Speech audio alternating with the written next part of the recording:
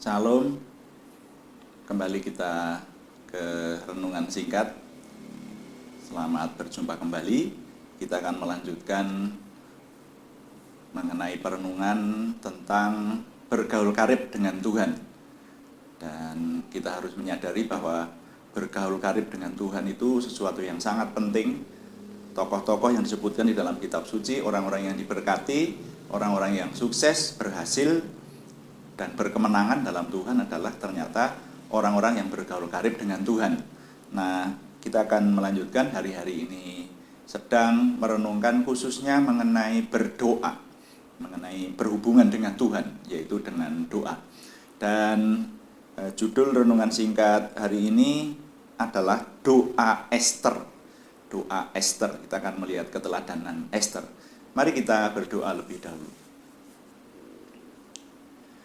Tuhan yang Maha Kuasa, Bapa yang kami kenal dalam nama Tuhan Yesus Kristus, kami mengucap terima kasih untuk renungan singkat saat ini.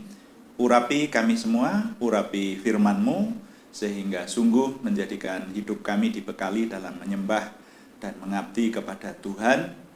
Tuhan menyertai firman-Mu dengan kuasa-Mu, membawa kemenangan dalam hidup kami. Dalam nama Tuhan Yesus Kristus, kami berdoa. Haleluya. Amin. Nah, mari kita baca lebih dahulu kitab Ester pasal yang keempat, ayat 15 sampai 17.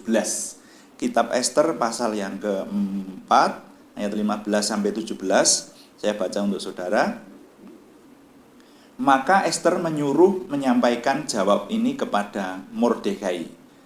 Pergilah, kumpulkanlah semua orang Yahudi yang terdapat di Susan, dan berpuasalah untuk aku. Janganlah makan dan janganlah minum 3 hari lamanya, baik waktu malam, baik waktu siang. Aku serta dayang-dayangku pun akan berpuasa demikian, dan kemudian aku akan masuk menghadap raja, sungguh pun berlawanan dengan undang-undang.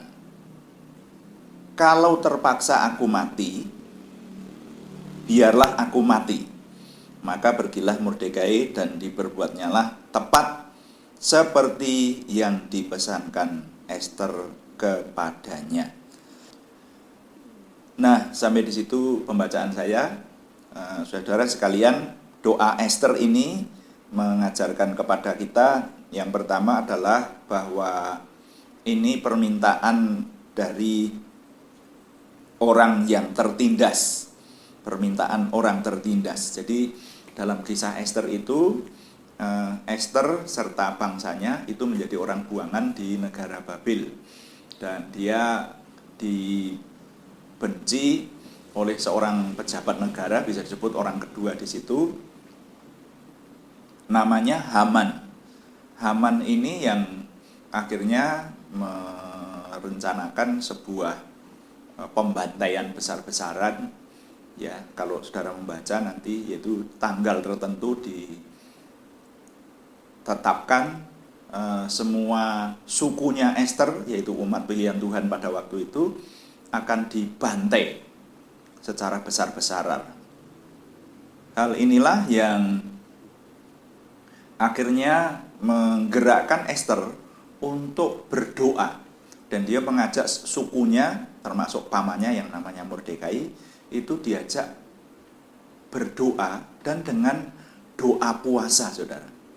Dengan doa puasa selama 3 hari. Jadi ini benar-benar menghadapi situasi yang kritis. Suku itu di negara Babil, suku buangan istilahnya, itu menghadapi situasi yang kritis, hidup atau mati. Makanya mereka melakukan doa disertai puasa. Nah, mengenai doa puasa ini sendiri nanti kita akan banyak merenungkan, ada seri-seri mengenai doa puasa juga masih di dalam perenungan mengenai bergaul karib dengan Tuhan ini. Nah, kita mulai dari kitab Ester ini, kita memahami mereka kemudian melakukan doa dan puasa.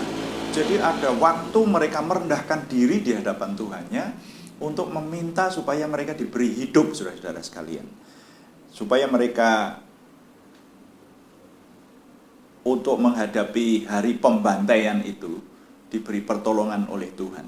Dan luar biasa, pertolongan itu akhirnya datang, yaitu melalui Ester sang permaisuri Raja Babel ini pada akhirnya bisa menghadap raja. Walaupun pada waktu menghadap raja, itu pada waktu penghadapan, di waktu penghadapan itu kalau ada orang yang masuk tanpa izin, itu hukumannya adalah hukuman mati. Ini aturan waktu itu yang dibuat oleh raja. Ya, jadi ini seperti undang-undang dasar gitu di sebuah negara.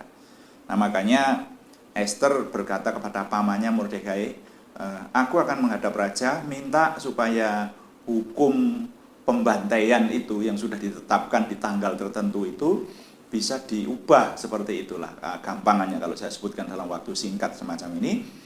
Nah, tapi ini mengandung risiko. Kalau menghadap di waktu penghadapan kepada raja itu, maka ya hanya dua kemungkinan, dihukum mati atau tidak, seperti itu. Nah, kalau tidak, nanti masih menghadapi perjuangan berikutnya, permintaannya itu diberikan atau tidak oleh raja.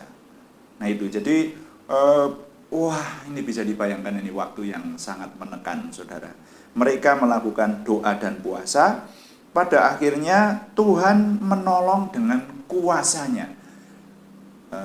Saudara kalau membaca kitab Ester itu sungguh-sungguh ngeri, saudara. Ada sesuatu yang bikin merinding seperti itu, karena dinyatakan di sana ternyata Ester kemudian dikenan oleh raja.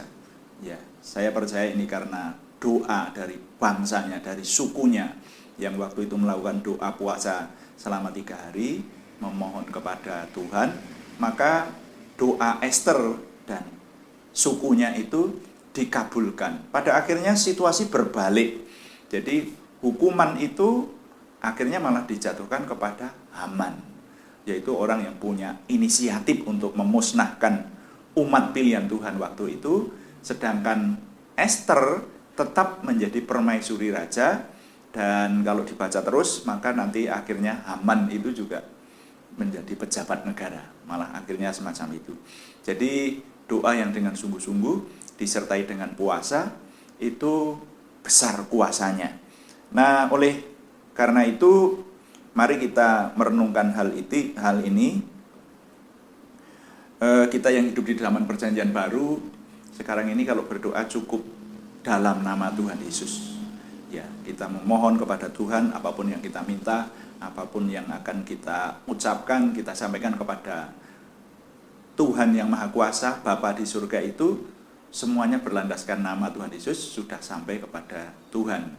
Tidak seperti zaman dulu orang berdoa harus mempertaruhkan hidupnya seperti zamannya Ester, tapi sekarang diberi kemudahan semacam ini. Nah, mari kita hari-hari ini sungguh-sungguh berdoa, apalagi menghadapi situasi khusus semacam ini, kalau perlu dengan doa puasa. Tuhan dipuji. Amin.